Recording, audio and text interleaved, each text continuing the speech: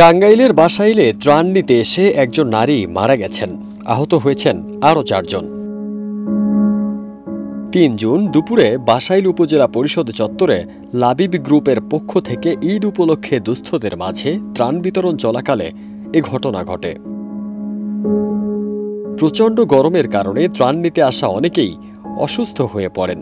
তাদের মধ্যে গুরুতর অসুস্থ অবস্থায় কয়েকজনকে স্থানীয় হাসপাতালে নেওয়া হলে করাতিপাড়া গ্রামের মৃত ফারুক আহমেদের স্ত্রী আমেনা বেগম মারা যান।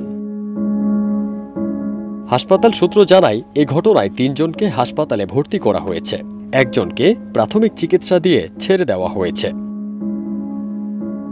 বাসাইল থানার ওসি জালাল উদ্দিন জানান, প্রচণ্ড গরমে হিট স্ট্রোকের কারণে লোকজন অসুস্থ হন।